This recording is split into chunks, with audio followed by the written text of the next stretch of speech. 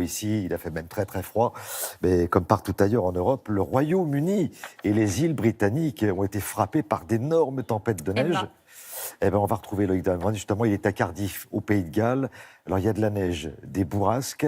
Et Loïc, si je me trompe, les Britanniques ont une expression pour qualifier ce type de tempête, « the beast from the east », la bête venue de l'Est. Tout ça n'est pas très très encourageant, Loïc. Ah oui Thierry, regardez dans quelles conditions et dans quel paysage va se lever Cardiff ce matin dans quelques heures avec effectivement cette neige qui est tombée toute la nuit depuis hier avec donc l'arrivée de la tempête Emma qui frappe le Pays de Galles depuis hier et qui est entrée en collision avec cet autre phénomène météorologique qu'on appelle effectivement the beast from the east, littéralement la bête venue de l'Est, effectivement qui apporte des vents très violents, des blizzards. Il a fait jusqu'à moins 15 degrés avec des rafales à plus de 120 km/h et vous le voyez ce matin déjà, plus de 20 cm de neige dans les rues de Cardiff, c'est du jamais vu depuis 35 ans. Et ça a été la même chose dans beaucoup d'autres régions du Royaume-Uni, en Écosse notamment. Alors on vous emmène aussi bien à Londres avec notre équipe de Londres que ici au Pays de Galles dans ce reportage signé Élise Derbaumet et Anto Filippi. Ces vénérables murailles ont sans doute connu d'autres hivers rigoureux, d'autres épisodes neigeux. Mais le château de Caerphilly du XIIIe siècle vient d'affronter, comme le reste du Pays de Galles, l'une des pires tempêtes de neige de ces 30 dernières années. Autour de ces douves gelées, les petits Gallois découvrent pour la première fois ce qu'ils n'ont jamais vécu auparavant, la joie du sport d'hiver et des descentes en luge au pied du château fort. La dernière fois qu'on a connu ça, c'était en 82, 81, par là. Les enfants, eux, ne reverront sans doute jamais ça avant les 50 prochaines années. Au Pays de Galles, comme sur tout le territoire, des routes bloquées, des aéroports fermés, des écoles dispensées. Le pays tourne au ralenti, comme ici à l'aéroport de Glasgow en Écosse, où tous les vols ont été annulés.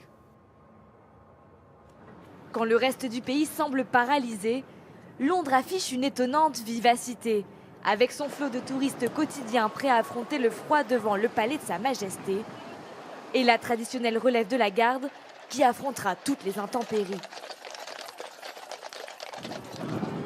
Pour ces Marseillaises, visiter Londres sous la neige n'est pas déplaisant. C'est dépaysant. Ouais. Non, c'est mignon. Non, ça fait, ouais, ça rend le paysage sympa. Ça ralentit, c'est comme dans les films. On a quitté notre Côte d'Azur ensoleillée et on sait qu'il y a à peu près 10 cm de neige actuellement. On a raté ça, mais bon, on la récupère ici. Hein. Londres sous la neige, ce n'est pas une première. Hiver 1978, un blizzard glacé frappe le sud du pays et perturbe les festivités de la nouvelle année. C'est l'hiver le plus froid depuis le Big Freeze, la grande gelée de 1963. Cette année-là, le Royaume-Uni enregistre les températures les plus basses de son histoire moderne. Il n'avait pas fait aussi froid outre-Manche depuis 1739. Preuve de la rigueur du climat, la Tamise reste gelée pendant plus de 2 mois.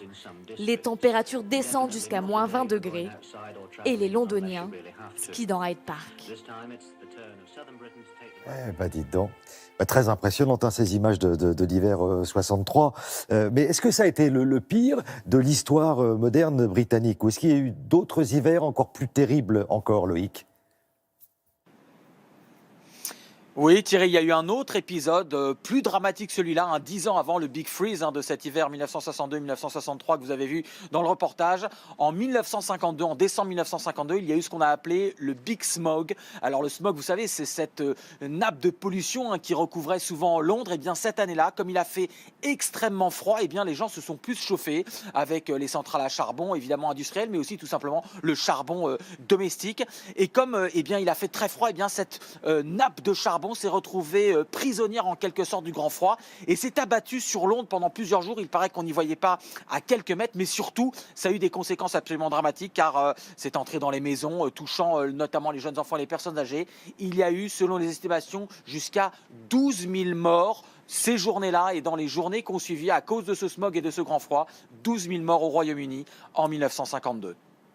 Merci Loïc, merci.